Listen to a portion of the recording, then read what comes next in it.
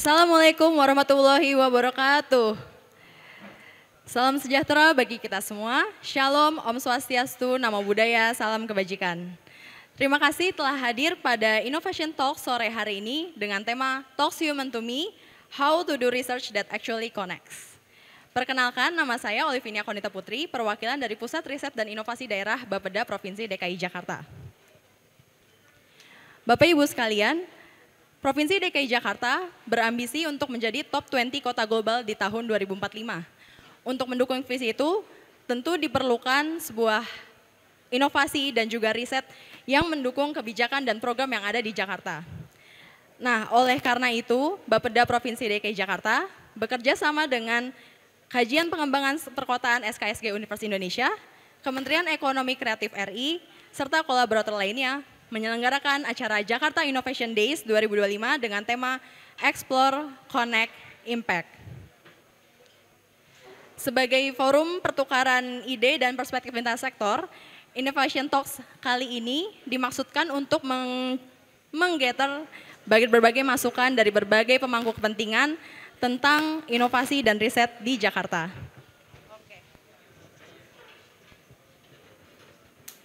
Ya, Bapak Ibu, Innovation Talks ini merupakan salah satu rangkaian acara pertama dari total 19 rangkaian talks yang ada di Jakarta Innovation Days. Nah, jadi selama tanggal 21 sampai 25 Oktober nanti kita ada 19 talks kurang lebih. Ini merupakan talks kedua dan kita akan masuk ke dalam tema terkait dengan how to do research that actually connects. Oke, Jakarta saat ini mempunyai 200 pusat riset dan universitas yang tersebar di seluruh kota. Nah, tetapi pertanyaannya Bapak Ibu, bagaimana sebetulnya riset-riset yang ada, riset-riset dari Jakarta ini, sebetulnya bagaimana agar riset ini tidak terputus antara kajian yang dihasilkan oleh mungkin dari pusat riset, kemudian dari universitas, termasuk dari lembaga pemerintah sendiri, bagaimana riset-riset ini tidak hanya berhenti di laporan, tetapi juga bisa menjadi kebijakan dan program yang langsung terasa di masyarakat. Nah, ini juga banyak sekali riset-riset yang mungkin seolah terputus begitu dari apa yang dibutuhkan oleh masyarakat. Oleh karena itu, sesi diskusi kali ini kita akan mendiskusikan bagaimana sih untuk memastikan riset-riset kota ke depan dapat benar-benar hidup, membumi, dan menjawab tantangan kota.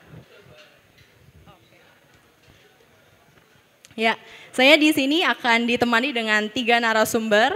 Yang pertama adalah Mas Gerald Sebastian, co-founder Kobisa. Boleh tepuk tangan untuk Mas Gerald? Ya, Mas Gerald ini adalah pendiri Kobisa. Mungkin sudah banyak yang follow di YouTube gitu, saat ini sudah 6 juta subscriber ya. Mas Gerald sudah membangun Kobisa lebih dari 5 tahun dan meraih penghargaan di nasional, di Astra 1 Indonesia Award, hingga Google Inspiring Stories di tingkat internasional. Mas Gerald menempuh S1 dari Komunikasi Universitas Indonesia. Silakan Mas Gerald, boleh ke depan. Oke, nah yang kedua, ini juga pasti sudah tidak asing lagi. Yang kedua kita sambut Mas Iyas Lawrence, founder Magna Talks. Boleh tepuk tangan untuk Mas Iyas. Ya, Mas Iyas ini backgroundnya adalah jurnalis, sudah mendirikan Magna Talks yang sudah lebih dari 5 tahun ya. Dan backgroundnya juga adalah penyiar radio gitu. Jadi Magna Talks sekarang adalah salah satu juga media yang kita tunggu ya setiap minggunya di The Friday Podcast kayak gitu. Oke, dan yang terakhir last but not least adalah Mas Hilmi dari Head of Content Whiteboard Journal. Boleh tepuk tangan untuk Mas Hilmi. Ya. Mas Hilmi ini selain menjabat sebagai Head of Content di Whiteboard Journal, juga sebagai Creative Director di Studio 1212 dan berkontribusi di Dewan Kesenian Jakarta sebagai komite musik.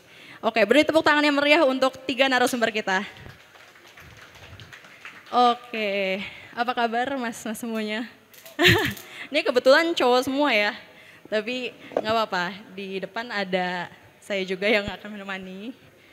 Oke, mungkin kita langsung aja ya ke topik pembahasan nih.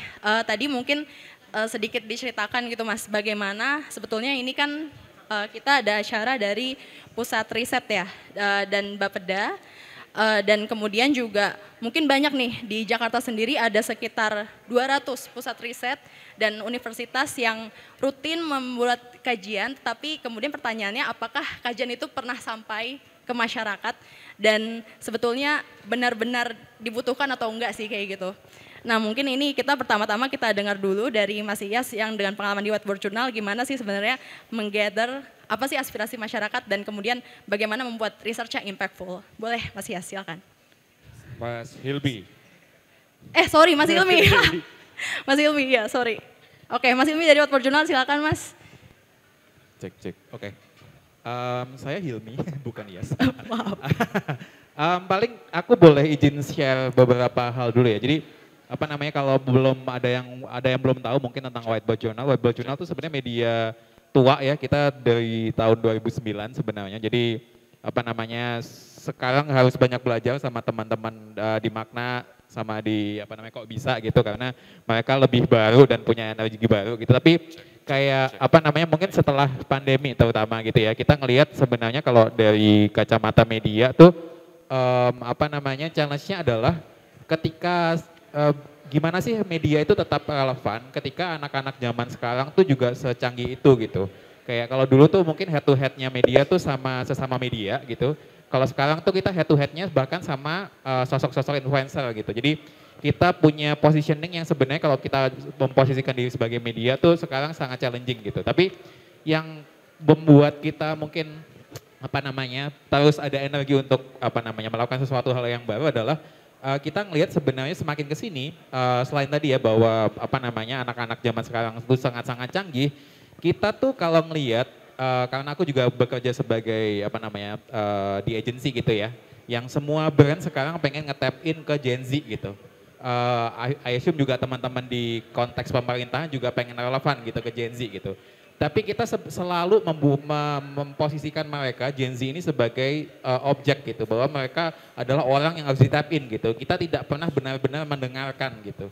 Jadi itu yang kemudian kalau dari media kami, Whiteboard Journal, kita cukup penasaran gitu. Sebenarnya kalau orang-orang selalu pengen ngobrol sama Gen Z, kenapa enggak kita dengerin gitu, Gen Z itu pengennya apa gitu. Dan itu sebenarnya kemudian, boleh next slide-nya, yang mendasari salah satu program utamanya Whiteboard sekarang, namanya Insight Machine.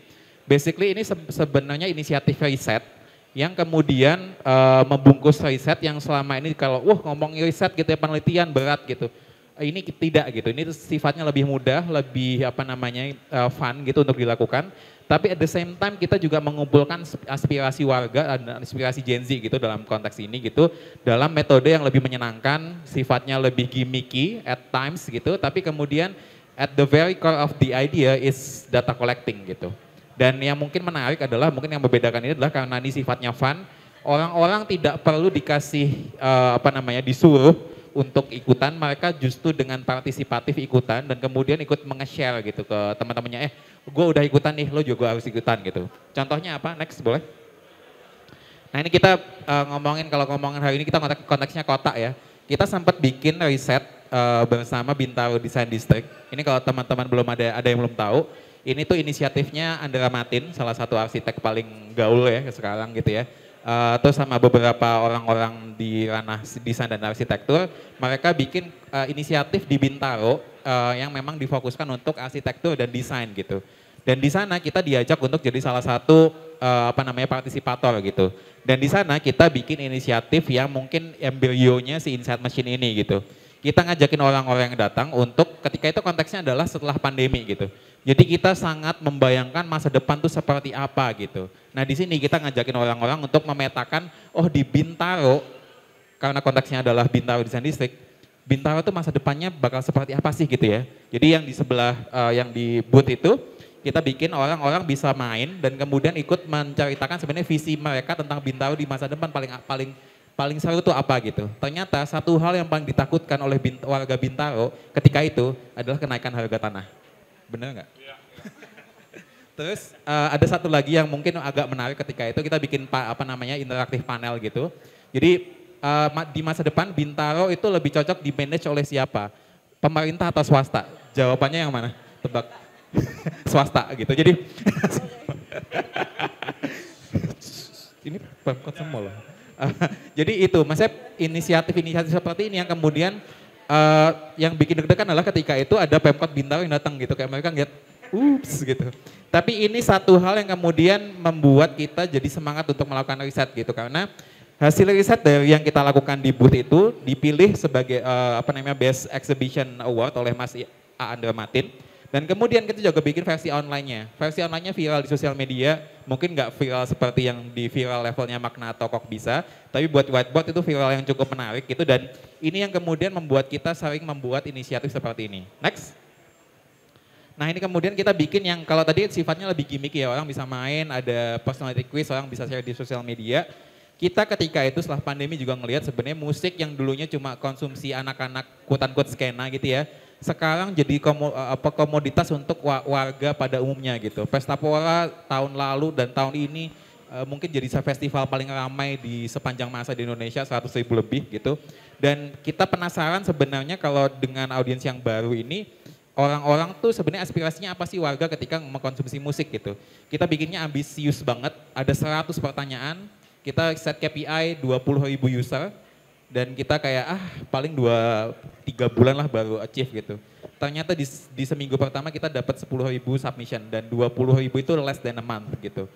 Ini ada 100 pertanyaan, orang mau ikutan jawab dan kemudian ikut pembagian dan mengajak teman-teman untuk ikut bermain gitu. Jadi ini nih menunjukkan kalau dibungkus dengan topik atau angle yang menarik, bahkan ketika sifatnya quote-unquote heavy gitu, 100 pertanyaan orang tetap mau main gitu. Next. Ini kemudian kita bikin versi yang lebih light, kita bikin di Joyland, di Bali, sama di Jakarta. Ada partisipan orang pada mengular ngantri. Next. Kita bikin juga versi offline, kalau personality quiz biasanya versi online, kita bikin versi offline. Ini di Jakarta Art Book Fair, ini juga salah satu achievement kami ketika itu. Next. Kita akhirnya di notice sama MRT, jadi kita sempat bikin versi online dan versi offline. Ini untuk hari MRT dan hasil datanya kita kemudian share ke MRT untuk input mereka terkait MRT apalagi yang sebenarnya yang cocok atau diaspirasikan oleh warga gitu untuk di-improve gitu. Next. Kita sempat bikin untuk buat Uniqlo juga. Next. Kita untuk sempat bikin buat BSI juga. Nah, risetnya tuh kalau ini bentuk-bentuk interaktivitinya, hasil datanya tuh kurang lebih seperti apa? Next. Ini salah satu contoh ya, nanti kalau teman-teman pengen lihat ada di website atau nanti bisa ngobrol sama saya. Tapi ini salah satu pemetaan yang kemudian muncul atau kita gather dari acara-acara tadi gitu. Dan ini sebenarnya yang kemudian service yang sekarang kalau ngomong jualan ini, jualannya whiteboard sekarang salah satu yang paling jalan tuh ini gitu. Jadi jualan data dan kemudian datanya dibungkus dalam bentuk yang juga menarik gitu. Next. Ini contoh juga yang tadi aku bilang tentang skena musik, kalau ngomongin tentang kota di musik komunitas yang paling aktif ternyata di Bandung gitu. Dan kedua agak surprising Sidoarjo, Pekanbaru segala macam. Jadi ini sebenarnya yang data yang kemudian kita bisa olah dari inisiatif Inside Machine gitu. Paling kalau aku menutup paparan awal ini intinya kayak sebenarnya Gen Z ini sangat-sangat menarik. Kita kalau memang pengen ngetapin mereka kita harus juga harus mendengarkan gitu. Tapi mendengarkannya tidak melulu harus jadi kayak wah gue jadi harus bikin riset yang susah segala macam, enggak. Kalau kita mau mengulik lagi sebenarnya banyak cara untuk ngobrol sama mereka dan mereka akan dengan senang hati ikut ngobrol, ikut berbagi ketika kita ngobrol dengan mereka dengan yang lebih fun gitu. Kurang lebih gitu Kak. Oke ya, tepuk tangan dulu buat Mas Hilmi. Ini tadi menarik banget, tadi ada beberapa yang mungkin dicatat. Jadi salah satunya adalah bahkan sifatnya kuesioner atau misalnya sifatnya pertanyaan itu, tadi ada berapa Mas? 100 ya? 100 pertanyaan di sensus musik itu. 100 pertanyaan itu bisa dijawab dengan sukarela gitu. Bahkan kalau kita lihat kan mungkin kalau sensus-sensus yang mungkin resmi gitu ya disebarin di SMS aja berkali-kali itu juga dianggapnya scam gitu ya. Itu gimana sih? Mungkin nanti kita bisa kulik lebih lanjut. Tapi mungkin saya penasaran dulu nih, sebenarnya audiens kita yang sekarang datang sore ini itu mayoritas apa gitu ya? Boleh mungkin saya tanya dulu ya. Di sini Bapak Ibu ada yang dari pemerintah daerah? Dari Pemda, peserta Pemda? Oke. Kemudian dari institusi riset atau NGO, think tanks? Oke. Kemudian dari BUMD? Ada Bapak Ibu? Oke, ada. Dari mahasiswa ada? Mahasiswa ada, oke. Yang lainnya berarti register umum ya berarti ya, maksudnya jadi kayak kita banyak ngundang, jadi di GID ini kita banyak ngundang dari peserta pemerintah daerah juga dan juga berbagai think tank, akademisi gitu. Dan demografinya lumayan beragam ya peserta kita sore ini.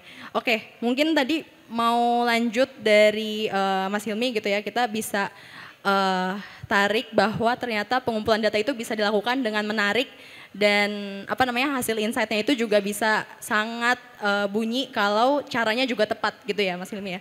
Nah mungkin yang kedua ini mau minta pandangan dari Mas Iyas nih. Mas Iyas kan background-nya adalah jurnalis, terus habis itu juga penyiar radio gitu. Nah mungkin sudut pandangnya ganti sedikit ke sebagai warga. Sebenarnya sebagai warga tuh gimana sih caranya biar concern kita ini masuk ke dalam agenda riset atau misalnya agenda penelitian gitu.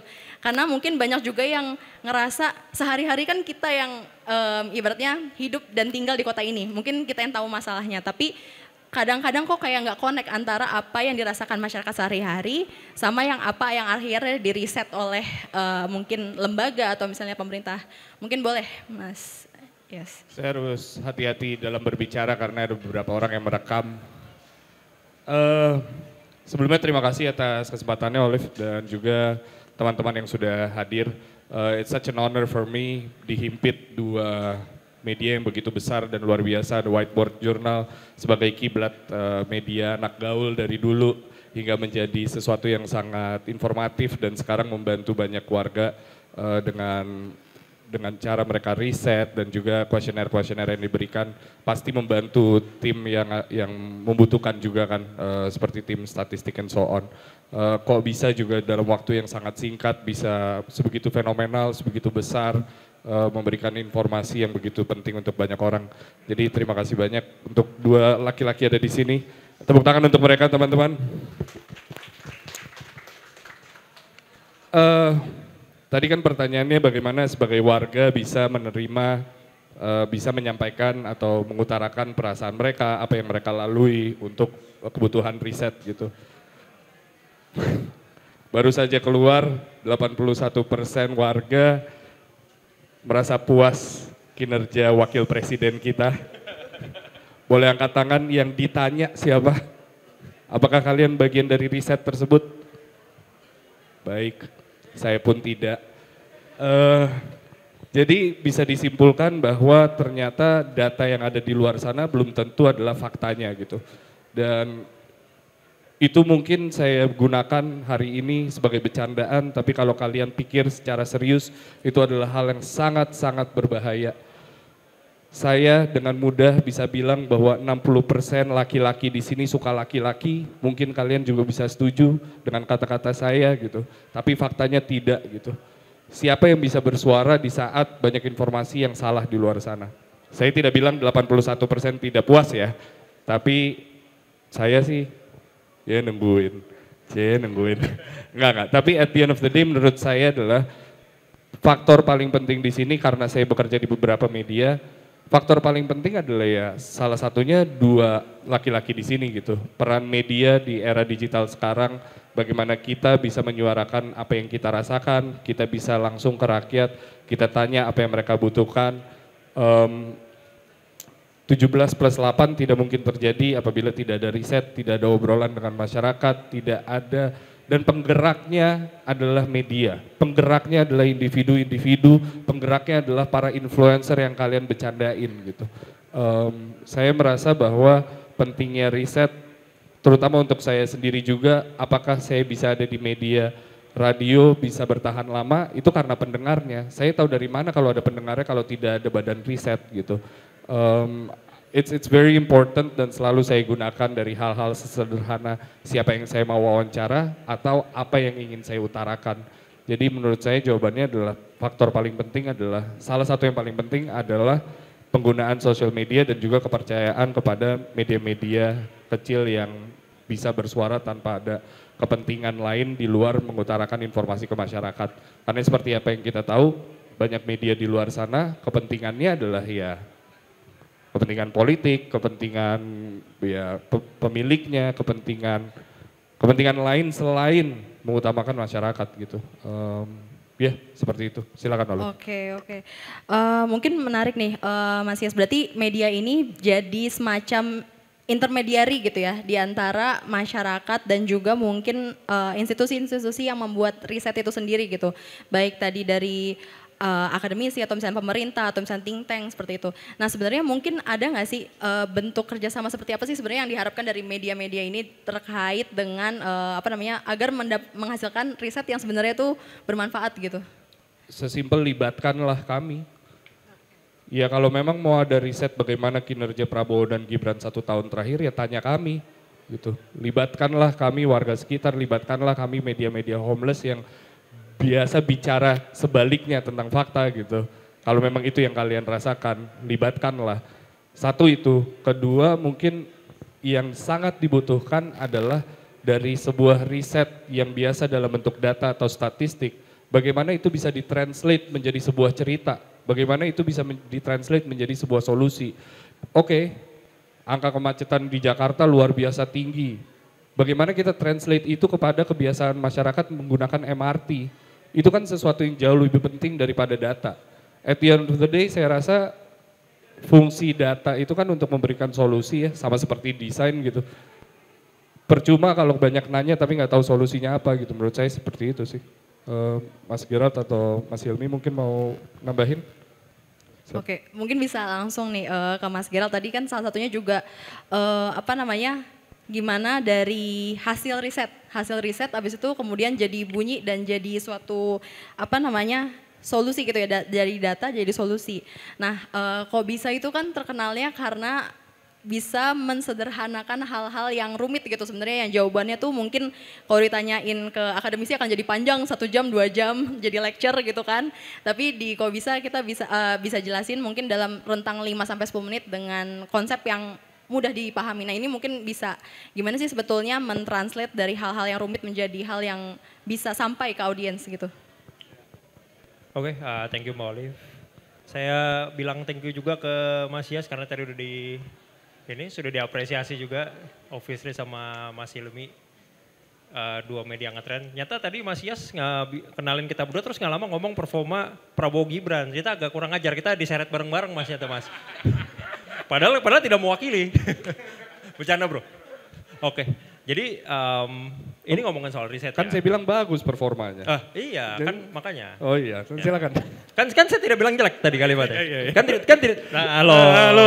Mulai tergeser. Silakan. Oke. Anyway, jadi ini ngomongin riset. Ngomongin riset itu kan sesuatu yang emang prosesnya itu panjang. Mulai dari pengambilan data sampai akhirnya bikin hipotesis, kesimpulan sampai akhir gitu. Nah ini yang menarik, jadi aku pengen ngambil nanti ada 2 contoh, cuma satu hal yang mesti kita ketahuin adalah kita tuh nggak nyadar bahwa pembuat kebijakan, ilmuwan yang melakukan riset itu tuh bahasanya langitan kalau aku bilang. Jadi ini, pejabat periset tuh di sini. Masyarakat sama ini pokoknya pemangku kepentingan, policy maker. Terus yang penerima kepentingan dari polisinya ataupun yang tanda kutip objek risetnya di bawah. Akhirnya ada gap di antara mereka berdua. Perasaan saya udah ngeluarin policy ini deh, mungkin kata pemerintah ya. Perasaan saya udah bikinin riset ini, kok nggak dilakuin? Karena nggak nyampe. Komunikasi itu nggak berjalan kalau cuma satu arah. Kalau cuma dianya doang listen dan passively, mesti 2 arah. Komunikasi kan makanya ada istilahnya, ada dari si source, si penyampai pesan sampai akhirnya penerima pesan. Nah penerima pesan ini mesti ngerasain tanda kutip efek. Ini kalau ngomongin secara riset ya, riset komunikasi, mesti ngerasain efek. Efek itu bisa 2, efeknya dia merasakan, oh ngerti, paham, atau nge-feedback balik ke atas. Nah itu yang kadang-kadang kalau ngomongin komunikasi tuh orang selalu lupa, oh ya udah satu arah aja. Oh ya udah nih saya udah kasih tahu nih, mau ngerti mau enggak, terima langsung. Nah ngomongin soal riset kota, ada sebenarnya yang menarik. Ketika ngomongin soal komunikasi publik itu, kita tuh ngerasa kayak komunikasi publik tuh mesti lewat media yang kesannya kayak, oh ini bahasa yang ribet atau misalkan pakai bahasa yang susah di ngertiin gitu. Atau misalkan taruh aja di salah satu koran ternama gitu. Nah ternyata nggak cukup. Aku tuh selalu ngambil kalau ngomongin soal riset, cara komunikasi paling gampang itu sebenarnya lewat istilahnya tuh sesuatu yang relevan sama masyarakat. Games, animasi, video, TikTok, video Instagram yang vertikal, ngomongin mungkin kalau misalkan memang masih pada nonton TV mungkin lewat sinetron, there's a lot of things. contoh paling gampang tuh kalau aku suka banget contoh ini, mungkin teman-teman juga tahu. Itu tuh, ada yang tahu Dumb Ways to Die nggak? Dumb Ways to Die, tahu kan? Itu games, jadi lagu juga, terus jadi maskot, itu di Melbourne, di Australia. Karena ini kita ngomongin kota ya. Itu di Melbourne, di Australia. Mereka itu menggunakan games, menggunakan lagu itu, dan lagunya enak banget sebenarnya, kayak lucu, catchy. Itu ternyata untuk apa? Untuk mengurangi, jadi riset di Melbourne itu, kebanyakan orang itu tuh kecelakaan di kereta, di metro. Metro itu berarti MRT-nya kita, MRT LRT-nya kita. Mereka tuh kecelakaan kenapa? Karena metronya belum ada pembatas waktu itu. Terus mereka rata-rata itu tahun 2013-14, mereka kalau lagi mau nyebrang, kalau lagi mau lewat itu pakai headset, pakai earphone. Itu lagi zaman-zamannya ngetren itu iPod Touch. Belum iPhone tuh waktu itu, iPod Touch. Terus habis itu iPod yang ada yang tahu iPod Shuffle? Ada yang tahu angkat tangan? Enggak ada yang tahu. Berarti emang saya mohon maaf. Udah ketahuan umurnya udah agak tua. Itu gara-gara dengerin itu, entah di mobil, entah orang lagi nyebrang kereta ataupun lagi nunggu kereta, nggak denger, terus ternyata udah ada announcement. Apalagi waktu itu lagi ngetren earphone-nya warna putih terus ada noise cancelling. Wah itu lebih parah lagi. Jadi akhirnya nggak tahu. Nah untuk orang tahu akhirnya dikasih that jingle, Dumb Ways to Die. Jinglenya ngetren, dibikinin apps-nya waktu itu di Apple Store terus sampai di Android semua. Games-nya laku, top one. Dan semua orang tuh bahkan di luar dari kota Melbourne itu tahu bahwa oh ini games ya. Oh games ini soal apa sih? Akhirnya at the end of the day adalah ada message yang disampaikan be safe around metro. Hati-hati kalau lagi di metro. Dan itu angka kurangnya aku lupa, cuma pokoknya more than 50% tuh yang tadi ada kecelakaan, jadi nggak kecelakaan lagi. Nah itulah kenapa maksudnya penting banget dari source sama si penerima pesan itu mesti ada efeknya. Bukan cuma, oh kita udah bikin ini, laku nggak laku, yang penting viewsnya gede. bukan masalah views. Yang paling penting adalah masalah efek dari yang dirasakan sama si pemberi pesan ini. Ya ini bisa pemerintah, bisa siapapun, bisa ilmuwan gitu. Yang kedua yang aku suka itu adalah ada yang pernah ke Jepang? Ada yang pernah ke Jepang? Belum. Nah, di Jepang itu tiap kota itu ada maskotnya. Itu keren banget, astaga. Ada satu maskot, teman-teman nanti bisa googling gitu. Ada cari Kumamon. Itu aku lupa kota apa, cuma maskotnya itu beruang madu. Karena di sana itu memang salah satu penghasil madu dan emang ada beruang madunya juga dan itu jadiin maskot. Setiap kali pemerintah kasih tahu tentang sesuatu, misalkan ini ada kenaikan pajak gitu, dibikinin komiknya. Jadi yang baca dari anak kecil sampai yang si pembayar pajak, yang which is udah dewasa dan umur produktif, itu tahu message yang disampaikan. Message kita bagaimana teman-teman? Nah message kita seperti ini, taruh di SMS, hati-hati kenaikan pajak jadi 12%. Nggak tahu di mana transfernya, nggak tahu gimana caranya, pusing. Jadi penerima pesannya agak kurang diterima. Jadi kalau ngomongin tadi soal riset, yang paling penting itu adalah sebenarnya nge-bridging gimana caranya dari si policy maker ataupun si riset itu ke pemberi pesan. Salah satu tipsnya sebenarnya itu ngomong pakai bahasa mereka. Either lewat games, either lewat anything, atau kalau pakai bahasa risetnya pakai analogi. Pakai contoh yang dekat gitu. Gitu aja, udah. Ntar mungkin nambahin yang lain. Gue mau nambahin sedikit boleh nggak? Boleh. Mungkin bahasa yang paling bisa digunakan adalah bahasa desain. Gue suka banget. Mewakili Whiteboard Journal yang jauh lebih paham desain, mungkin mereka bisa menambahkan ini. Gue nggak ngerti kenapa negara ini tidak ada satu key visual yang menggambarkan Indonesia ataupun Jakarta dengan baik dan benar. Ketika gue baru balik dari Singapura, logo MRT mereka, logo bus stop, logo airport mereka sangat serupa, mudah dipahami gitu. Di Jakarta, apakah kalian lihat taman-taman digambar-gambar seperti apa oleh pasukan oranye gitu? Saya rasa nggak ada key visual yang bisa memberikan oh ini kota gue nih, gue mudah memahami bahwa ini adalah area sampah, tempat sampah areanya di sini. Oh taman di sebelah sana, we are on the way gitu. Tapi kalau ngomongin desain kan marak-maraknya desain tuh mungkin 2010 2009 lah, 2010 di mana teman-teman Whiteboard lahir, Plaza Indonesia mulai mengadakan Ade Goods Day pada saat itu, Kemang mulai hits, itu kan desainer udah ada. Tapi sampai sekarang kenapa ya belum ada satu key visual yang bisa membantu kita memahami cara hidup di kota ini dengan baik dan benar gitu. Nah pertanyaan itu secara tulus gue tanya kepada Mas Hilmi, kenapa ya Mas? Anda mencolong ini ya, fungsi moderator tiba-tiba baru sadar. Gue tadi kayak wah memoderasi IAS akan sulit nih gitu. Karena IAS gitu. Jadi Friday ini ya podcastnya lagi. Kalau ngomongin soal city branding ya, kita sebenarnya pas pre-event sempat ngomongin city branding ya, tapi kalau ngomongin kenapa kemudian kita tidak punya gagasan yang saklek gitu ya, atau bisa utuh gitu ketika ngomongin city branding sebenarnya. Karena sebenarnya kita terutama beliau-beliau yang ada di atas sana masih pengen tampil, Yas. Dan kayak kan kalau mungkin teman-teman ada yang belum tahu, kalau coba follow ya, kalau misalnya pengen tahu sebenarnya landscape design tata kota di Indonesia tuh bisa dilihat di Mantapfani. @Mantapfani, coba buka di Instagram. Itu di situ banyak banget ngumpulin sebenarnya kompilasi logo-logo kota ulang tahun gitu, yang kemudian entah kenapa, dan kalau kemarin aku sempat bikin paparan juga pas pre-event gitu, intinya warga tuh juga sebenarnya udah pintar gitu untuk ngelihat ini tuh kayak banyak komentar-komentarnya, gue sempat riset tuh. Jadi yang paling sering muncul adalah ini tuh pasti yang diminta tuh orang yang ada di kantor Pemda, terus seolah-olah bisa desain, terus disuruh desain mungkin kayak setengah jam dan harus jadi gitu. Itu salah satu most common komen ketika ngomongin logo atau branding kota gitu. Jadi sebenarnya aku masih yakin sebenarnya warga-warganya tuh pintar. Kita semua udah canggih lah, udah ngerti desain lah, most of us gitu. Tapi kemudian harus berantem lagi sama kebutuhan-kebutuhan. Harus ada foto bapaknya atau ibunya, kadang-kadang ponakannya juga harus ada muncul di situ gitu. Jadi gitu-gitu yang kemudian objektif kita ketika ngomongin kota itu masih beda-beda gitu.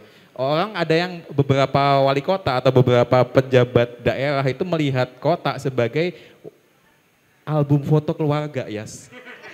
Insta atau sebagai kota gitu. Jadi itu yang kemudian sebenarnya warganya udah pintar gitu, tapi kemudian itu kayak semua kota pasti punya desainer yang keren deh, gue cukup yakin gitu. Tapi ya itu tadi ke Pemda-Pemdanya segala macam, aku nggak nunjuk orang ya, kan Jakarta bagus nggak sih? Bagus. Bagus banget. Bagus. Ya. Karena di sini ya Mas ya. Jadi itu yang kemudian membuat kita kemudian kesulitan gitu, walaupun warganya udah canggih gitu, mungkin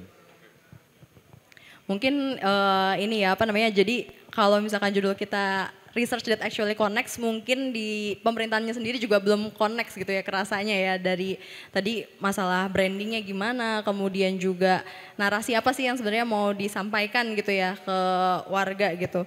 Tadi menarik kalau yang Mas Gerald ceritain tentang di balik Dumb Ways to Die itu sebenarnya adalah itu campaign untuk keselamatan ya sebenarnya, public safety gitu kayak, dan itu bahkan bisa goes beyond the objective itself gitu, jadi hal yang kita pakai di dunia casual sehari-hari gitu.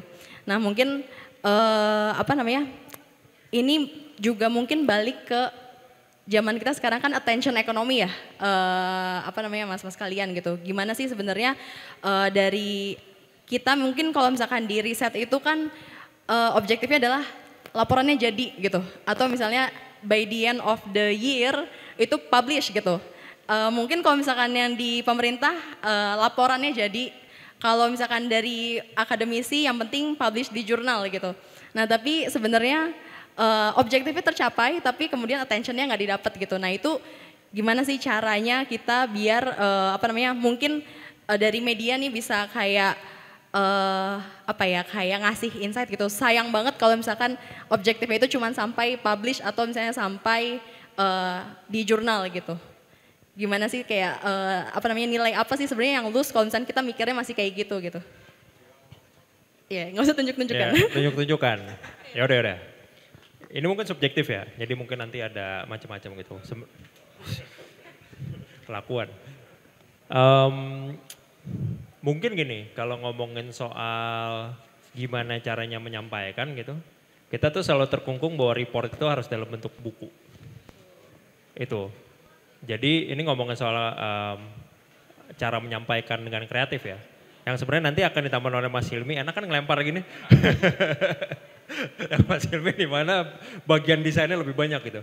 Gimana cara menyampaikan dengan lebih kreatif gitu. Contoh gini, tadi tuh udah kepikiran kayak report mana yang sebenarnya itu disampaikan dengan gaya yang lebih menarik di luar bukunya itu sebenarnya untuk part, ya memang untuk detail gitu. Tapi di London, ini aku ngambil contoh di luar negeri lagi, di London itu tiap tahun itu ada namanya public lecture, itu dari Royal Society. Royal Society of London itu isinya adalah ilmuwan-ilmuwan, itu kalau misalkan kayak dikasih kehormatan tuh masuk situ. Di Indonesia itu ada, namanya IP, Akademi Ilmu Pengetahuan Indonesia. Itu yang bikin siapa? Pak Habibie, presiden ketiga kita. Itu isinya sampai sekarang masih banyak ilmuwan-ilmuwan. Nah itu tiap tahun di bulan Desember itu ada namanya, bilang apa ya, December Lake. Christmas Lecture.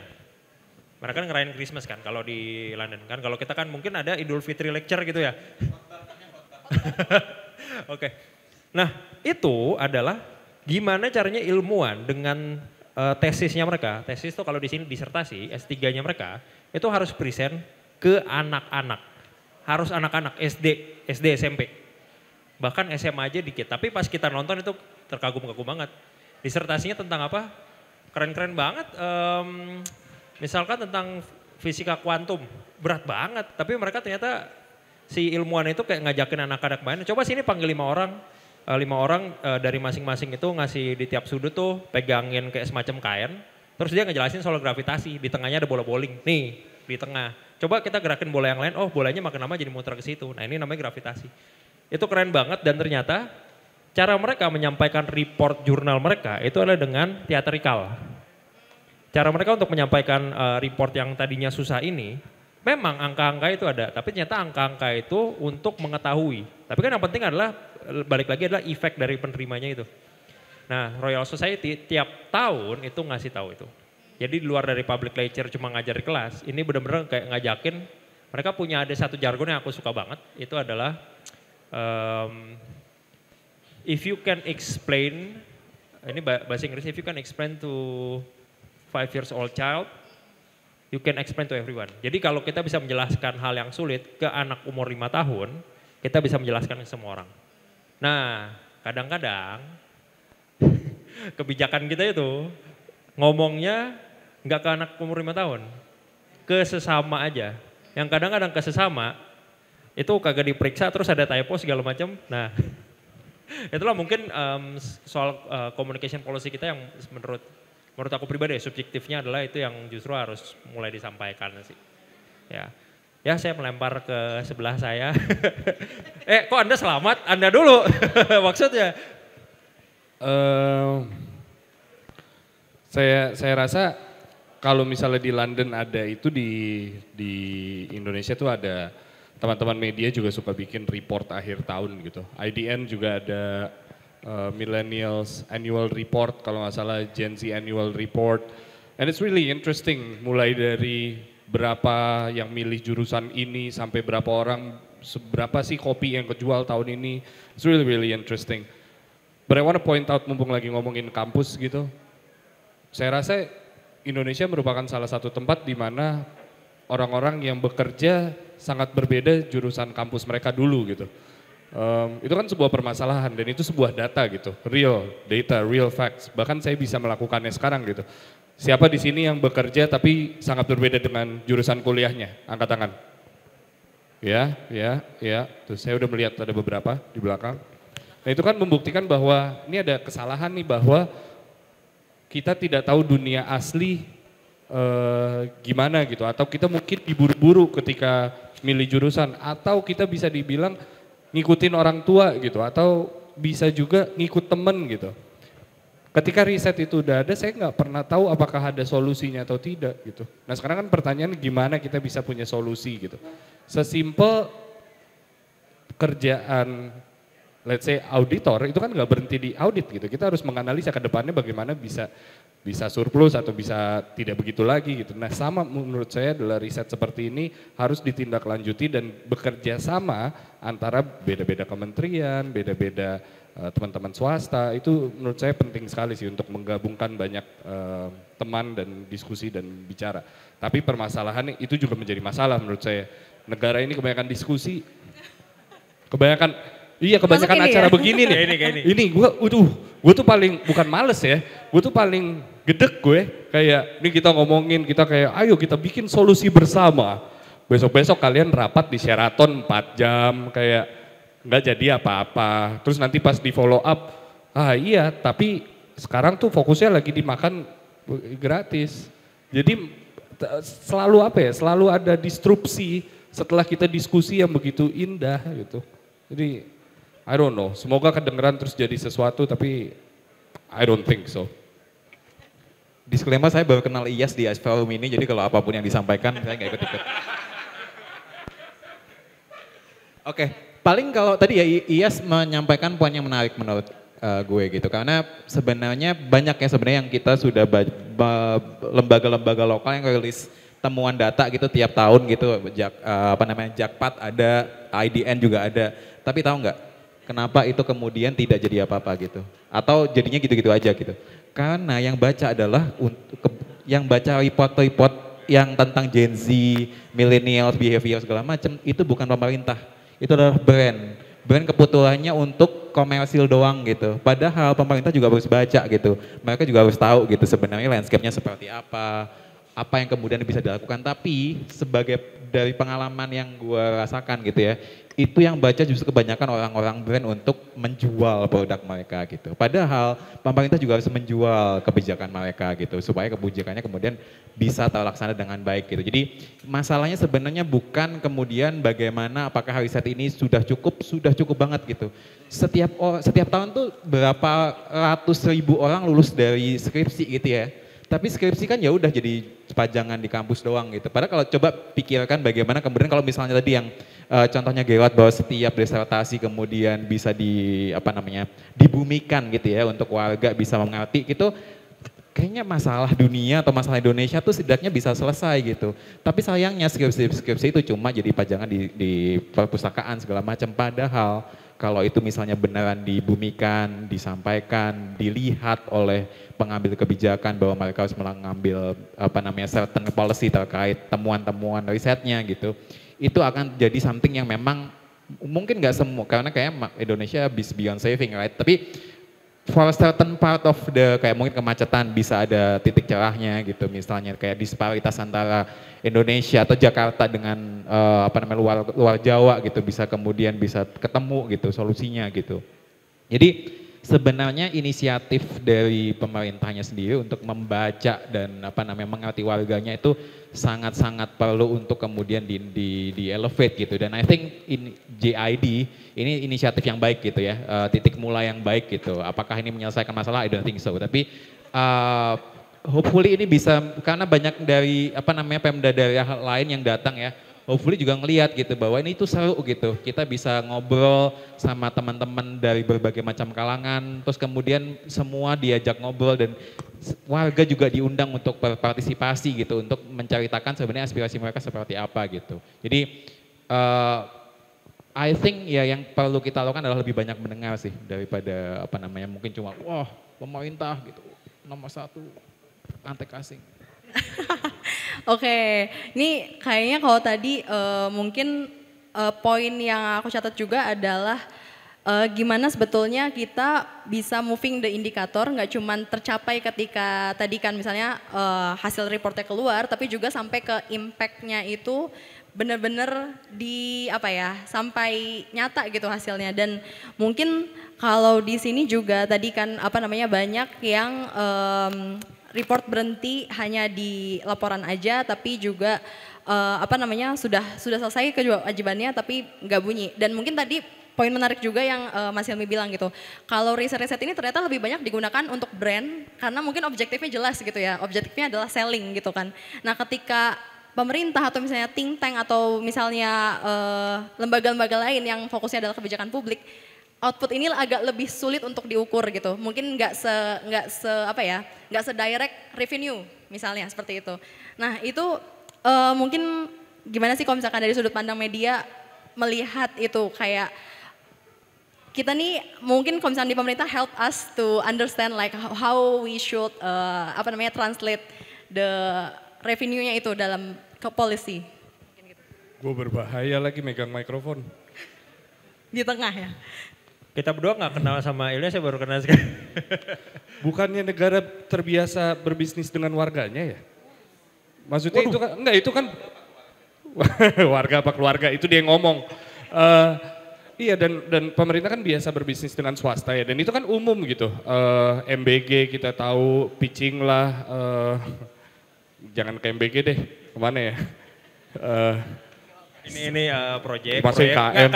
kan open bidding, itu kan kerja sama swasta gitu tuh. Banyak sektor lah, lumayan terima kasih. Kan banyak ya. sektor yang bisa bekerja sama. Ya amplify that dengan public policy, sesimpel itu. Terlalu banyak anak main gadget tahun 2024 sampai 2025 sampai banyak yang misalnya tidak tahu cara bersosialisasi. Jadikanlah berbisnis dengan warga, oh kita punya taman bermain, mungkin kalian bisa begini gini. Act as a brand. Berperanlah sebagai brand. Kalian kalau brand punya kepentingan revenue, kalian punya kepentingan untuk keselamatan dan kebahagiaan masyarakatnya. Kan sesimpel itu. Iya enggak sih? Enggak sesimpel itu, cuman kurang lebih mindsetnya seperti itu sebagai warga biasa, gue mikirnya kayak gitu. Kalau memang ada kompleksitas di dalam institusi tersebut dengan adanya hierarki, dengan adanya atasan kalian yang rese, butuh muka mereka di poster, itu urusan kalian. Kalau saya sebagai warga ya saya merasa seperti itu aja sih. Herald selamatkan saya. Terima kasih ya operannya. Kayaknya gue pernah diskusi ini sama salah satu teman gue yang kebetulan dia doktoral degree ngomongin soal komparatif politik di Kanada. Kayak ada satu poin yang menarik yang dia bilang terkait apa yang terjadi di Kanada dan apa yang di-compare sama Indonesia. Jadi waktu itu pertanyaannya adalah seperti ini. Kenapa sih, pertanyaan gue begini banget. Menurut lo kenapa sih Indonesia atau waktu itu ngomongin general Jakarta sih, Jakarta itu kurang maju. Nah jawabannya menarik banget, dia ngomong kayak gini, kata siapa Jakarta kurang maju? Kata gue, komparasinya sama apa? Komparasinya sama Kanada, gue bilang kayak gitu kan. Nah, mesti cek komparasinya sama siapa sebenarnya. Sebenarnya kalau ngomongin komparasi satu Indonesia, Jakarta tuh yang paling mending katanya. Katanya. Nah, walaupun masih ada banyak argumentasi yang dia nanti bilang juga ya. Nah, cuma yang menarik itu adalah gini,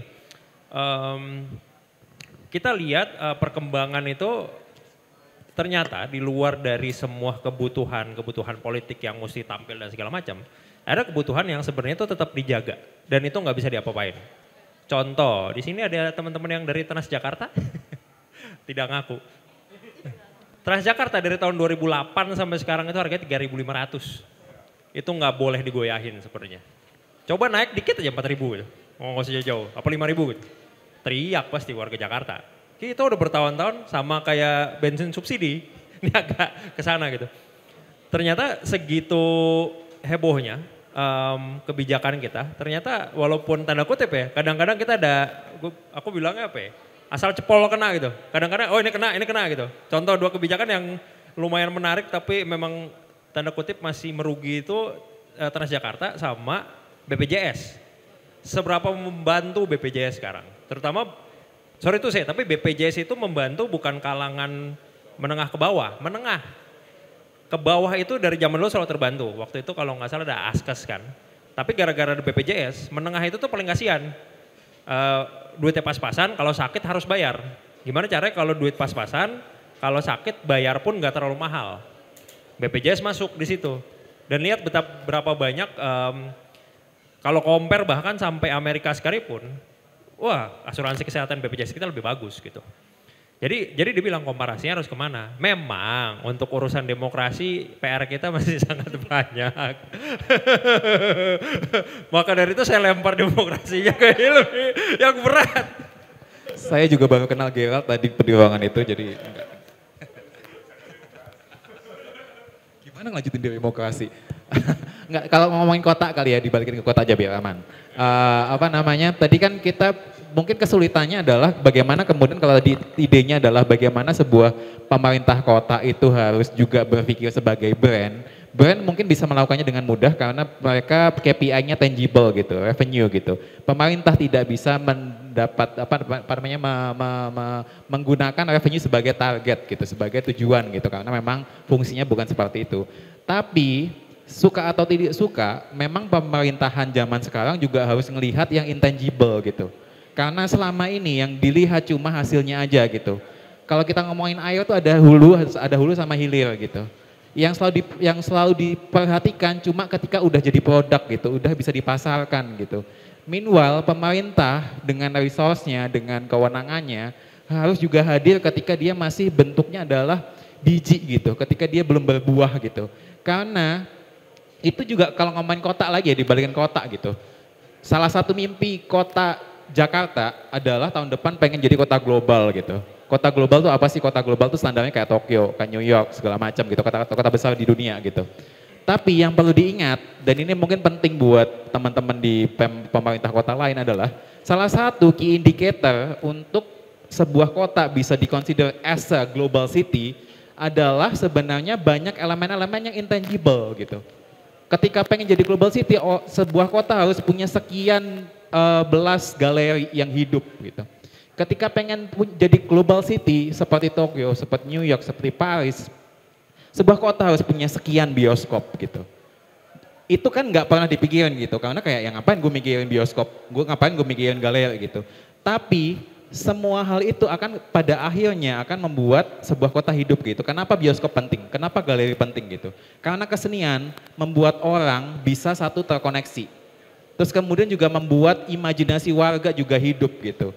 Jadi mereka kemudian bisa karena indeks, selama ini indeks pemerintahan daerah yang diperhatikan itu cuma indeks misalnya keuangan gitu. Atau menghabiskan anggaran gitu kalau lebih direct ya.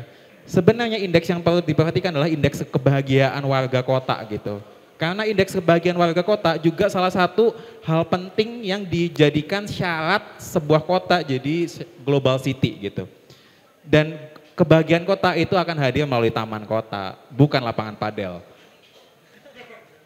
Terus kemudian bioskop, galeri, ruang terbuka hijau segala macam. Jadi memang mau tidak mau pemerintah punya PR yang lebih besar daripada sebuah brand gitu.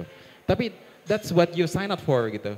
Better kayak ya udah gitu, memang itu harus dilakukan. Yang ini yang perlu mungkin aku yakin teman-teman yang hadir di sini semua pasti sudah tahu dan semua sudah punya kesadaran itu, bapak-bapak di atasnya yang pengen menjadikan kota sebagai album foto itu yang belum sadar. Tapi ya semua hal bisa dimulai dari hal kecil gitu. Hari ini mungkin kalau nanti ada temuan-temuannya segala macam bisa dibawa pulang, dikasih lihat, oh Pak Jakarta bisa bikin kayak gini loh gitu. Kita juga bisa dong bikin kayak gini gitu. Jadi perlu diingat bahwa pemerintah kota tidak harus melulu cuma fokus pada ketika sebuah hal bisa jadi viral gitu atau udah jadi produk jadi gitu. Mereka juga harus hadir ketika semua masih dalam bentuk biji umbi gitu. Karena ketika umbi itu kemudian bisa dihidupkan gitu ya, itu kemudian outputnya nanti juga kotanya bisa maju gitu. Kita ngomongin satu lagi mungkin sebelum aku satu yang menarik gitu. Kalau kita ngomongin kota kreatif ya, mungkin Seoul gitu ya di Korea gitu. Korea Selatan tuh maju banget gitu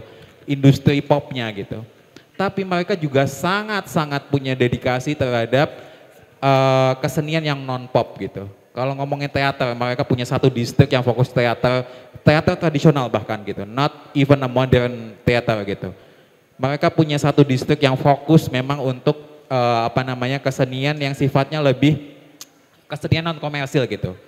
Kenapa itu diperhatikan? Karena kesenian komersil itu pada akhirnya akan mendapat inspirasi baru dari kesenian-kesenian yang gak komersil gitu. Yang eksperimental itu kemudian jadi inspirasi dari yang untuk yang komersil gitu. Kalau ininya tidak dijaga, yang tidak bisa dipasarkan ini tidak dihidupi, yang ini akan mati gitu. Jadi itu yang kemudian perlu kita perhatikan sama-sama kali ya. Kalau mungkin Bapak Ibu masih mempertanyakan apa yang Hilmi sampaikan tadi, saya menyarankan setelah ini Bapak Ibu ke SCBD, bawa kamera SLR, foto-foto aja Pak. rekor saya sih 4 menit disamperin sama satpam ya. Siapa tahu Bapak lebih cepat karena ya itu mau meluangkan kreativitas, meluangkan waktu untuk menunjukkan seberapa cantik SCBD aja diperumit Pak. Gitu sih, nanti kita sampaikan ke Pramono Anung kalau bisa ya, ya silakan. Oke, mungkin tadi ada yang menarik, mungkin salah satu KPI-nya itu bisa tentang seberapa bahagia sih warganya gitu ya. Maksudnya Jakarta tuh baru aja masuk ke top 20 kota bahagia loh katanya. Katanya loh ya. Jadi salah satunya adalah happiness ya. Gue sih gak bagian dari riset itu ya. Nah, yang di riset siapa ya? Iya, itu dulu. Ada, gue sih enggak. Kita lihat ya risetnya dan tadi pentingnya mungkin juga kelas menengah ya, menyentuh kelas menengah karena kayak kalau selama ini mungkin pemerintah juga sudah banyak di sektor-sektor, maksudnya di kelas yang menengah ke bawah itu sudah banyak supportnya, tapi kelas menengah nih kayak tadi BPJS, kemudian juga busway itu kan adalah kebutuhan sehari-hari dan itu juga menentukan seberapa bahagia sih sebenarnya warganya gitu. Iya. Dan itu mungkin bisa jadi indikator ya kalau kita tadi membicarakan kayak sebenarnya apa sih yang harus kita kejar. Nah mungkin salah satunya adalah ini meningkatkan kebahagiaan warga kota Jakarta. Gitu, oke. Ada yang mau tambahin dulu nggak Mas sebelum saya lempar ke audiens nih pertanyaan? Ada sedikit soal kebahagiaan warga Jakarta atau Indonesia secara keseluruhan. Kalau berdasarkan sejarah kita memang kan warga yang terbiasa untuk tidak berpikir kritis dan tidak hidup mandiri ya, karena dari dulu kita dijajah oleh Belanda, kemudian ketika Belanda mau pergi, Jepang hadir, kita bukannya melawan mereka malah selebrasi, hore ada Jepang. Ternyata kita malah ditindas oleh Jepang. Jadi saya rasa kita adalah warga yang terbiasa hidup dengan kesederhanaan, warga yang melihat hal-hal kecil dan tetap bahagia. Jadi saya nggak heran kalau kita memang ada di top 20. Tapi apakah kebahagiaan itu serupa dengan teman-teman di Swedia? Saya rasa sangat berbeda sih. Kita bahagia karena bare minimum yang diberikan oleh pemerintah, itu saya setuju. Ya. Nambahin boleh? Boleh. Nah, tadi tuh gara-gara ngomongin riset, satu hal yang kelewatan itu adalah soal bagaimana kita menanyakan pertanyaan itu ke si responden atau yang penerima riset itu. Ini kadang-kadang kelewatan.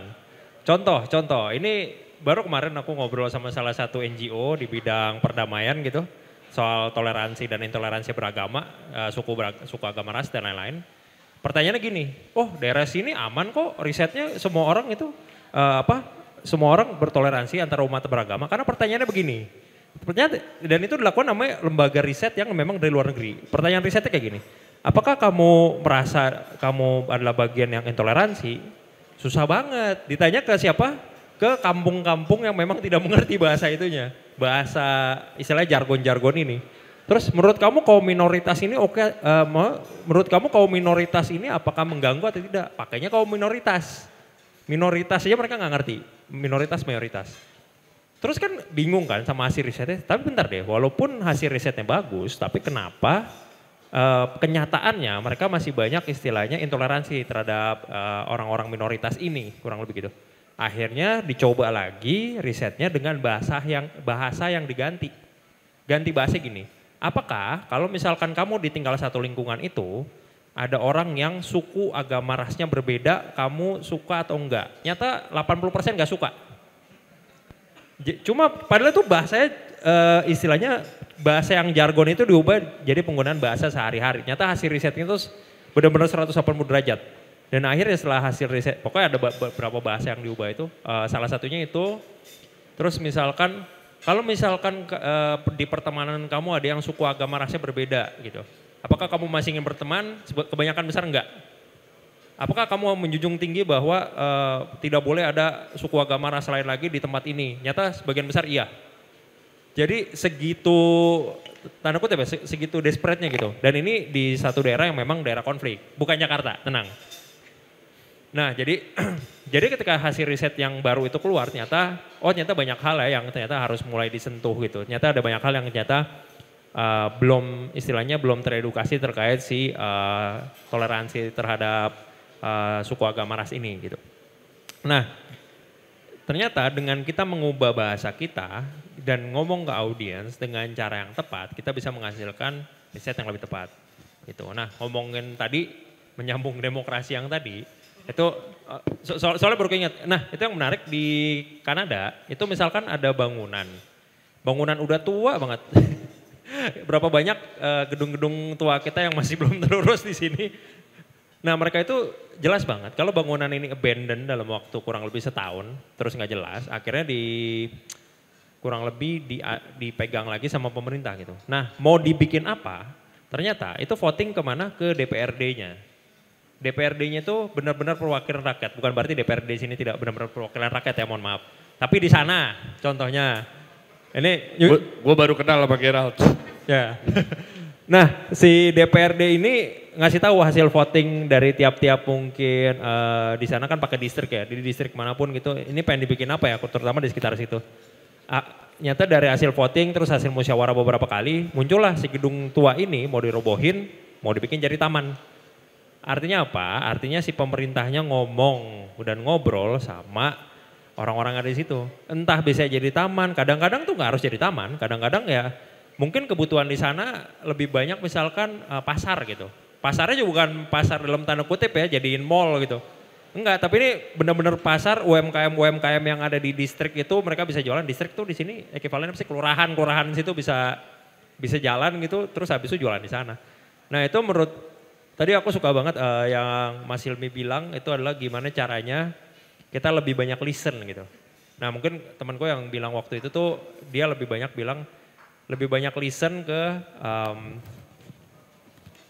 warga-warga sekitarnya yang ada di situ. Udah aku nambahin 2 itu. Oke. Ya, aman kan? Aman. Aman. Berarti prosesnya tadi ya balik lagi ya, nggak hanya satu arah ketika disampaikan di publikasi selesai, tapi juga nanyain lagi gitu. Apa sih sebenarnya maunya warga? Apa sih yang dibutuhkan sekarang gitu? Dan itu prosesnya iteratif ya, terus menerus gitu. Dan itu yang kita harapkan terjadi di Jakarta. Oke. Nah sekarang mungkin tadi kita udah banyak diskusi bersama speaker-speaker kita, dan sekarang saya buka kesempatan untuk 2 pertanyaan dulu. Boleh dari audiens yang ingin bertanya dipersilakan. Boleh langsung tunjuk tangan aja dan langsung nanya. Kapan lagi kan bisa nanya langsung dan dijawab langsung nih sama 3 narasumber kita ini. Oke, boleh Mas yang pertama. Mungkin ada satu lagi biar kita kumpulkan dulu pertanyaannya, habis itu langsung dijawab bareng. Oke, yang kedua. Oke, boleh. Sebutkan nama, kemudian mungkin asalnya dari mana dan pertanyaan. Cek. Selamat sore. Perkenalkan saya Hafid dari Depok. Pertanyaan, terima kasih untuk ininya, untuk obrolan ininya, masukan dan sharingnya yang seger banget ya, sore-sore. Lepas-lepas banget ngomongnya. Terus pertanyaan saya ada 2. Yang pertama, boleh Mas-mas memberikan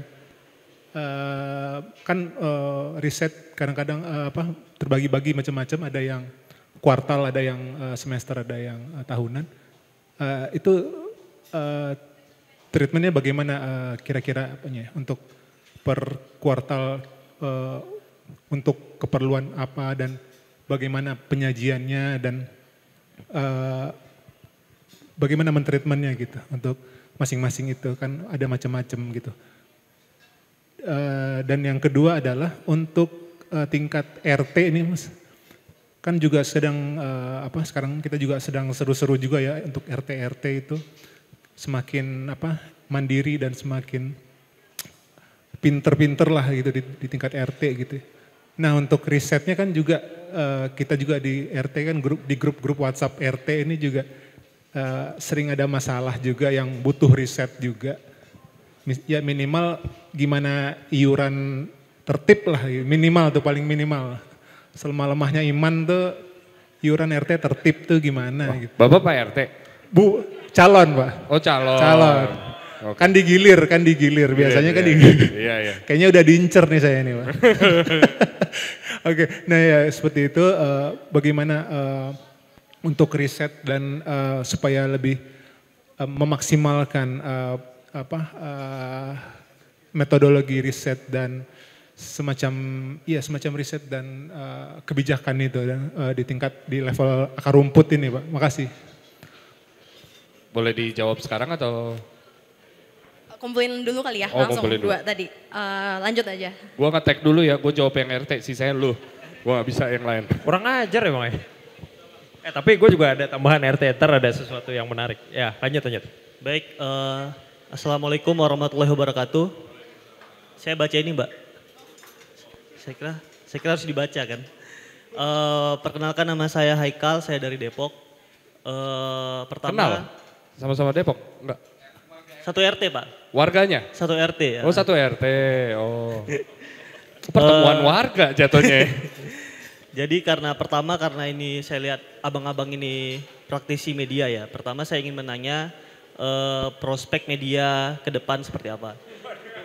Karena saya lihat kan media ini terus bertransformasi kan. Awal-awal itu dalam bentuk sosial media, kemudian pertama web terus bertransformasi jadi sosial media. Terus juga dulu ada buzzer, sekarang udah ada istilah clipper kan. Nah, saya mau nanya ke depan ini form dari media sosial ini akan seperti apa? Mungkin jangka pendek di tahun 2026 nanti gimana gitu, yang tren itu gimana? Itu yang pertama. Yang kedua terkait dengan inovasi, sebenarnya ketika Indonesia itu sistem pemerintahnya berubah ya dari parlementer ke presidensialisme itu, sebenarnya inovasi bagi Pemda atau pemerintah itu terbuka lebar ya karena pejabat publik itu dipilih setiap 5 tahun sekali gitu. Sehingga mereka bisa membuat kebijakan berdasarkan visi misi gitu, bukan GBHN lagi. Tapi saya melihat salah satu tantangan inovasi bagi kepala daerah atau Pemda itu adalah gimana caranya agar inovasi ini tidak tidak mengorbankan keberlanjutan seperti itu. Jadi yang saya tanyakan bagaimana agar inovasi ini bisa berjalan berdampingan dengan keberlanjutan. Karena seringkali ganti kepala daerah, mungkin dia ingin inovasi tapi ganti juga kebijakannya gitu. Sehingga kalau perjalanan kan dari titik nol ke finish kan lama ya gitu. Kalau inovasi terus nggak sampai-sampai, tapi kalau nggak ada inovasi kan nggak ada perubahan gitu. Mungkin itu aja dari saya, terima kasih. Saya baca lagi ya Mas ya. Assalamualaikum warahmatullahi wabarakatuh. Waalaikumsalam warahmatullahi wabarakatuh. Gue izin jawab duluan dengan singkat. Siap. Udah langsung ngetek nih, oke boleh. Bagaimana inovasi tetap berjalan meskipun ada perubahan setiap 5 tahun? Menurut saya simple, asal kepentingannya sama dari awal. Kalau kepentingannya adalah untuk bersama, untuk masyarakat, saya yakin betul 100% bahwa kebijakan akan terus berlanjut. Kalau misalnya ada perubahan berarti kepentingannya berbeda. Menurut saya seperti itu, mungkin saya salah, nanti akan ditambahkan. Tadi pertanyaan pertama adalah tentang media ke depannya. Yang saya lihat terutama di 2026, teman-teman brace yourself, ada yang namanya SORA, Sierra, Oscar, Romeo, Alpha. SORA ini adalah sebuah sosial media di mana isinya tidak ada satupun kebenaran. Jadi isinya sama seperti Reels, sama seperti TikTok, tapi isinya AI semua. Kalian tulis promptnya, nanti akan muncul sesuai apa yang kalian inginkan. Misal, Yao Ming lagi breakdance di situ. Misalnya, Presiden joget ada di situ. Kalau itu di Instagram juga ada. Tapi maksudnya bisa di Presiden Cina, Presiden yang lain bisa di situ. Jadi ada. Jadi maksudnya ya brace yourself, akan ada yang namanya SORA. Itu adalah the future of media yang mungkin tadi disebut atau media dalam bentuk platform ya. Akan ada SORA, itu akan muncul sebentar lagi. Saya izin menjawab soal RT. Saya sangat bangga dengan tempat saya tinggal, kemajuannya nggak begitu pesat, tapi ada rasa kedamaian dan ada rasa keguyuban gitu, gotong royongnya ada banget. IPL setahu saya lancar setiap bulan dan kelihatan. Saya tiba-tiba sekarang ada lapangan pikel, gaul kan kompleks saya. Sampah saya dipilah, saya ada 5 tempat sampah diwajibkan di rumah untuk plastik, kertas, B3, and so on. Jadi saya sangat bangga dengan kompleks saya. Bagaimana itu bisa terjadi? Jawabannya satu Mas, sistem yang tepat. Sistem grup WhatsApp warga itu boleh ada yang bercanda-bercanda. Bapak tadi kemana?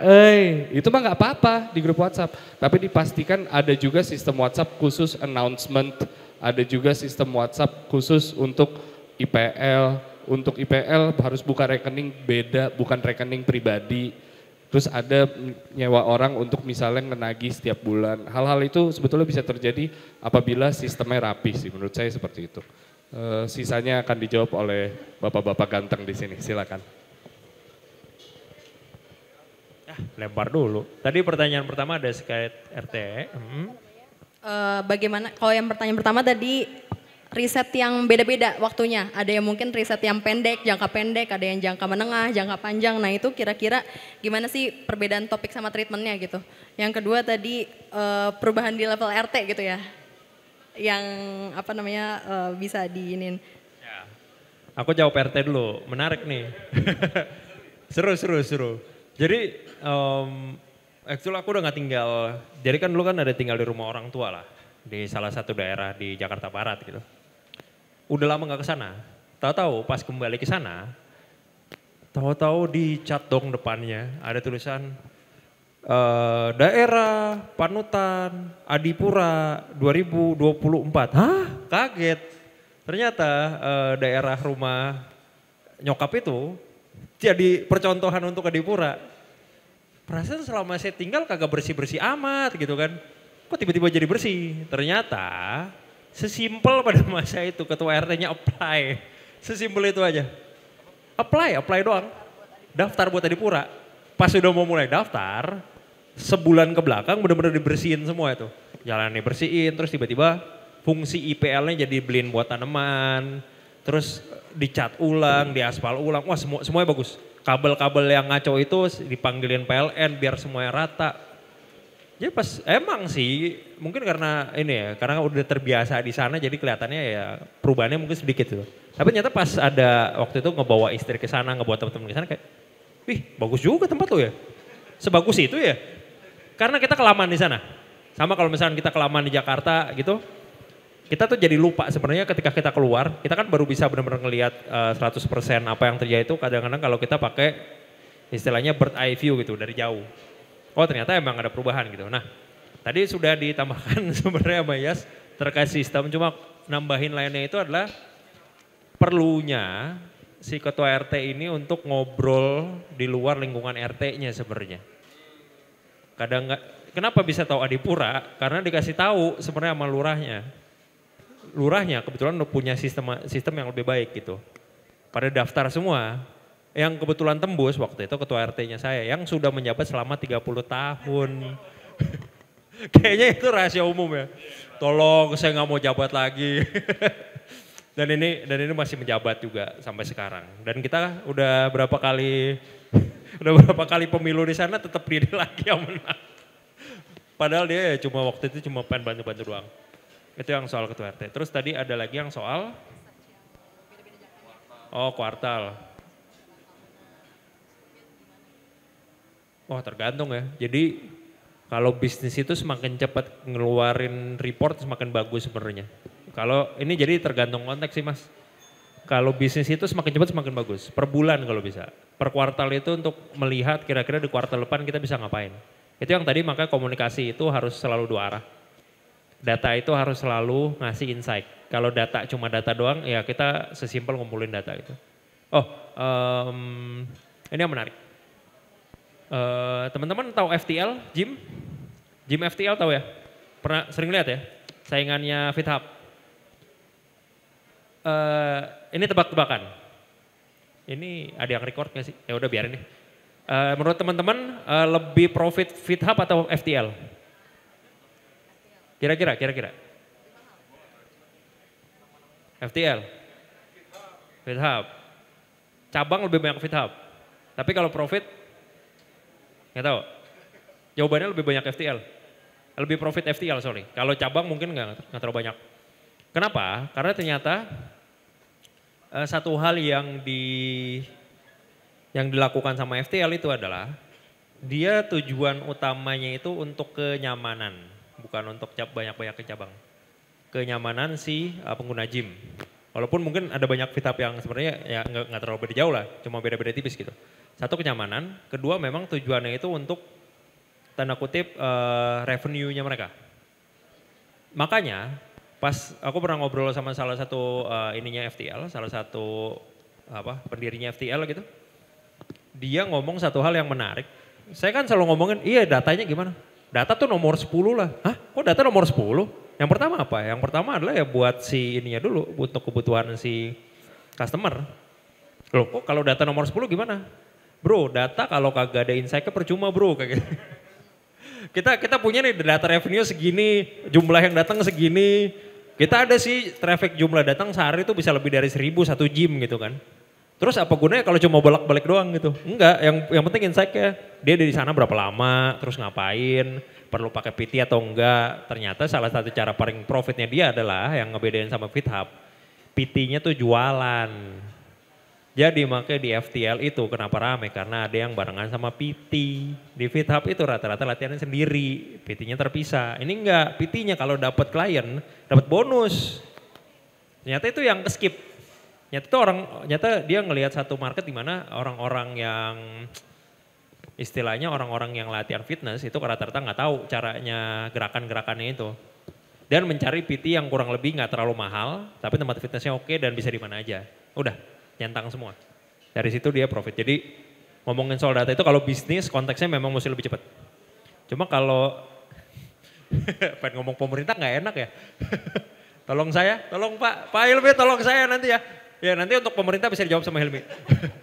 Udah, cuma singkatnya kalau pemerintah tergantung sih. Cuma sebaiknya kalau ngomongin soal tata kota minimal per kuartal lah sebenarnya.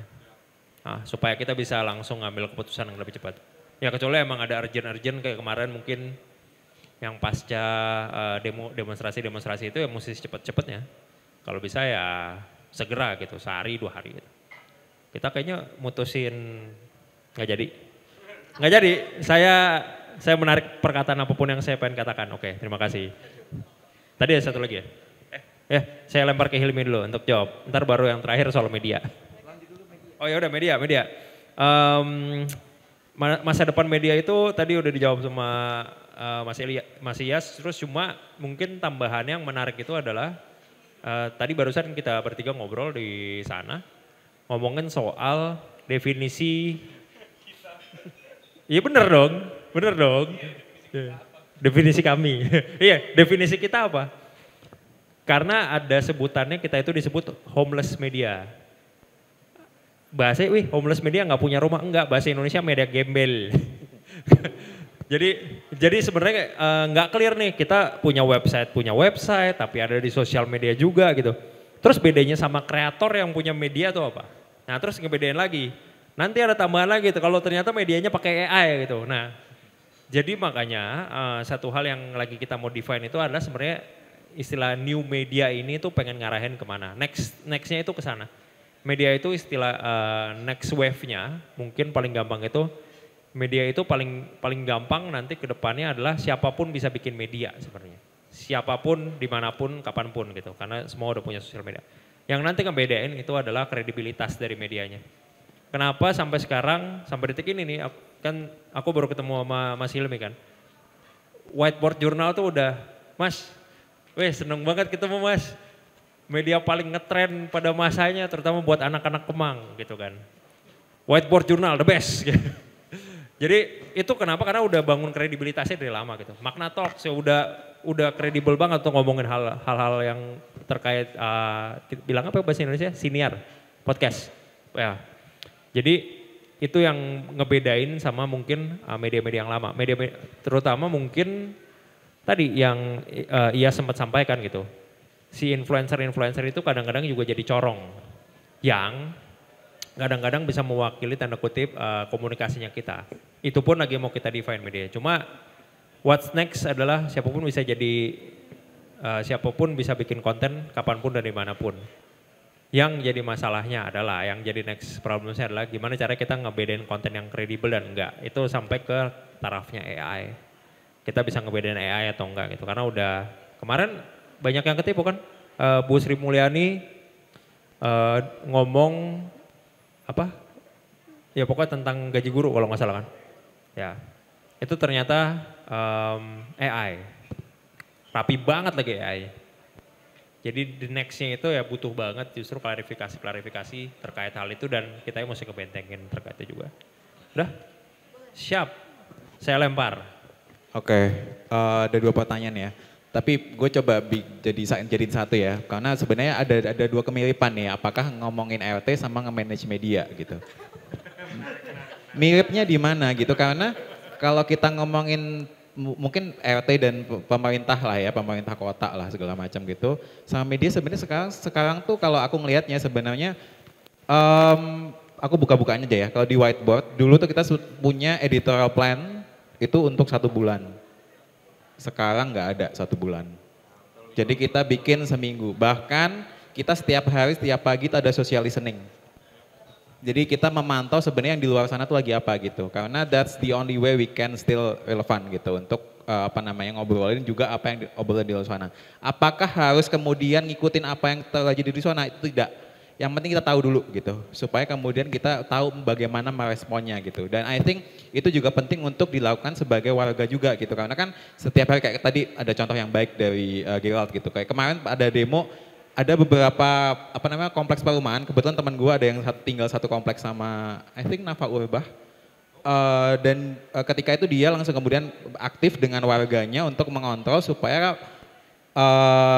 demonstran itu tidak kemudian masuk ke kompleksnya Nafa Urbah gitu. Jadi itu yang kemudian mungkin kita perlu sama-sama lakukan gitu. Karena social listening itu sekarang sangat-sangat penting dan sebenarnya lebih mudah sekarang gitu. Aku kemarin ngobrol sama ada teman di Twitter gitu. Grok itu sekarang udah secanggih itu untuk kemudian bisa membantu kita untuk memonitor. Karena kalau kita pakai social listening misalnya saya ChatGPT atau yang lain itu tidak real time. Kalau Grok itu real time gitu, jadi kita bisa beneran memantau apa yang terjadi saat itu juga di certain area gitu, itu bisa dipakai. Of course berbayar tapi I think cukup lah gitu untuk kalau budgetnya RT-nya IAS kayaknya cukup banget, bisa bikin lapangan pikal. Jadi itu gitu, jadi menurut aku sebenarnya menarik untuk kemudian kita harus semakin lebih banyak mendengar sih intinya Pak gitu. Apakah itu kuartal, harian segala macam itu sebenarnya kita sesuaikan sama objektif lagi kalau ngomongin gimana gitu. Karena secara presentasi sebenarnya tidak perlu dipikirkan gimana-gimana, asal objektif report untuk setiap fase itu jelas gitu. Oh misalnya pemerintah untuk fase pertama kuartal pertama 2026 adalah targetnya ini, ya udah fokus ke situ aja gitu, nggak perlu kemudian dibikin yang gimana-gimana, yang penting dibahasakan supaya bapak yang di atas juga mendengar gitu, walaupun sekarang disensor katanya sama Letko. Terus ngomongin soal media apakah seperti apa ke depan, I think tadi banyak paparan yang aku juga setuju sama Yas, sama Gila juga gitu, tapi yang menarik mungkin adalah media zaman sekarang itu kalau ngomongin lagi ya secara Pemkot atau pengelola area gitu sama media, samanya di mana? Karena sekarang banyak juga area-area yang punya sosial media dan hidup banget gitu. Kalau teman mungkin ada yang tinggal di Jakarta suka ke Blok M, ada akun Instagram warga Blok M. Di Kemang juga ada Kemang RT RW. Itu sangat hidup Instagramnya dan kemudian bisa menjadi media sendiri gitu bahkan gitu. Mungkin kalau RT-nya Bapak pengen viral di sosial media, why not gitu bikin. Tadi ada programnya dari Mas Iyas, Mas Girat mungkin bisa membantu sebagai tim ses. Itu nanti jadi bisa jadi city branding juga in a way gitu. Karena kota-kota juga sebenarnya tadi ya kalau ngomongin semua sekarang bisa jadi media, iya. Bahkan kota gitu. Dan fungsinya juga bisa macam-macam gitu. Karena sosial media juga memudahkan kita untuk berinteraksi dengan warga gitu. Instagram Stories ada polling gitu. Oh warga duku atas gitu sebenarnya pengen apa sih? Itu bisa kemudian dipakai untuk kemudian mendengarkan gitu. Oh mungkin gedung ini, gedung Kiki Kopitiam kayaknya lebih cocok buat diskusi gitu. Bukan untuk atau cocoknya adalah untuk menambah tulisan Assalamualaikum di setiap meja karena tadi dibaca gitu. Mungkin misalnya itu contoh lucu-lucuan aja. Tapi sebenarnya sosial media juga memungkinkan kita untuk mempunyai fungsi itu gitu. WhatsApp pun juga begitu. Sekarang sudah canggih banget bisa polling, bisa nge-kick orang dari grup itu jangan. Tapi intinya bisa semacam itu. Terkait AI satu lagi mungkin terakhir dari aku. AI challenging of course iya. Semua akan jadi buta gitu ya ketika semua bisa sebagus itu. Di kacamata awam terutama, tapi sebenarnya aku juga pengen kita tidak kemudian takut gitu karena aku ngelihat di generasi aku ke bawah, teman-teman Gen Z, bahkan generasi Alpha tuh punya sentimen yang aku belum punya risetnya, tapi setidaknya sepemahaman aku di circle aku gitu, ngelihatnya anak-anak zaman sekarang juga ada banyak juga, mungkin bukan dominan, tapi banyak juga yang punya antipati terhadap AI gitu. Punya antipati terhadap AI gitu. Sekarang orang di Twitter, mungkin mata-mata aku yang milenial gitu ya udah nggak bisa membedakan gitu kadang gitu. Tapi mereka bisa melihat gitu dan mereka punya sentimen yang cenderung negatif karena mereka tahu AI itu punya impact yang buruk terhadap lingkungan. Mereka juga tahu itu bisa dimanipulasi gitu. Jadi mereka punya sentimen yang I think itu bisa kita pelajari. Jadi saya sebagai bapak-bapak pengen lebih banyak belajar pada anak-anak muda karena mereka bisa jenius itu gitu. Dan itu satu-satunya yang kita bisa lakukan karena kalau kita mendengar gitu. Oke. Terima kasih, tepuk tangan dulu dong untuk 3 pembicara kita. Ini tadi jadi bahkan kalau dari pertanyaannya udah bukan ngomongin riset yang berjangka bulan hitungannya gitu ya, bahkan harian gitu sekarang karena kita sudah makin cepat eranya. Tadi kalau misalkan dari segi sosial media bisa digunakan dan bahkan sekarang tantangannya adalah AI yang makin cepat lagi gitu. Jadi kayak dalam riset pun mungkin kita juga harus pelan-pelan, cepat-cepat atau pelan-pelan nih, karena AI-nya cepat gitu ya. Tapi kayak bahkan risetnya pun harus mendengarkan dengan lebih cepat dan lebih frekuen. Oke, mungkin karena sekarang juga waktu sudah ini ya, jadi kita tadi cukupkan pertanyaannya 2 dan kayaknya juga. Boleh satu titipan setelah Oke, boleh. Kalau teman-teman pengen tahu sebenarnya what kind of research yang kita bisa lakukan terkait kota, mungkin ada teman-teman yang penasaran, tadi aku bawa beberapa contoh. Sebenarnya saya sama teman-teman Whiteboard Journal sedang melakukan riset juga bareng Bapeda di Tamrin 9, di Ballroom gitu. Nanti teman-teman bisa mampir ke sana, ada bentuk risetnya, jadi kita sedang mengumpulkan sebenarnya terkait 15 minute city, itu tuh bisa diwujudkan gak sih? Dan aspirasi warga terkait 15 minute city itu seperti apa? Itu teman-teman bisa datang ke sana, bisa ikut menyuarakan. Nanti datanya kita akan compile, kita kasih ke Bapeda. Apakah Bapeda akan membaca? Kita tanya ke Mbak Olive. Oke, itu pesan sponsornya ya. Jadi abis ini, setelah ini nanti mungkin makan dulu dan abis itu bisa langsung ke Tamrin 9 karena udah ada boothnya Bapeda yang juga kerja sama-sama Whiteboard Journal. Dan kita kulik lebih lanjut nih tentang 15 minute city gitu dan pasti akan kita dengerin kok, tenang aja. Sama pesan sponsor Apa di tuh? JPM juga ada kok bisa buka booth. Oh iya. Nah di situ nanti di weekend kita akan ada namanya booth ini, istilahnya tuh Ask Me Anything, nanya apapun di sana. Jadi satu hal yang balik lagi ngomongin soal demokrasi, satu hal yang mesti ditekankan itu adalah siapapun tuh boleh nanya apapun, kapanpun, dimanapun, tanpa ada rasa takut, tanpa ada rasa keterbatasan mau nanya apapun. Nah, jadi teman-teman bisa mampir ke sana, nanya dan akan langsung dijawab. Tapi nanti akan recording, cuman nanti kalau misalkan nggak mau, kita akan ngasih concern ke teman-teman, gitu aja. Oke, Ini, ini Magna Talks doang yang nggak diajak nih kolaborasi. Aku angkat tangan ya. Gue nggak ada kolaborasi apa-apa. Aduh. Mungkin pesan terakhir dari saya adalah apa ya? Boleh nggak sih ngasih pesan terakhir? Boleh. Untuk teman-teman Pemda. Stop gunakan hewan sebagai hiburan dan juga atraksi anak kecil. Stop gunakan, saran saya stop gunakan delman, stop gunakan mereka ikan-ikan di pasar malam. Itu bukan atraksi, itu kejam. Itu hanya memberikan informasi yang buruk kepada anak kecil. Menurut saya seperti itu kata-kata terakhir saya. Silakan. Oke, terima kasih. Tepuk tangan lagi buat 3 narasumber kita hari ini. Mas Gerald, Mas Iyas, Mas Hilmi, makasih banyak.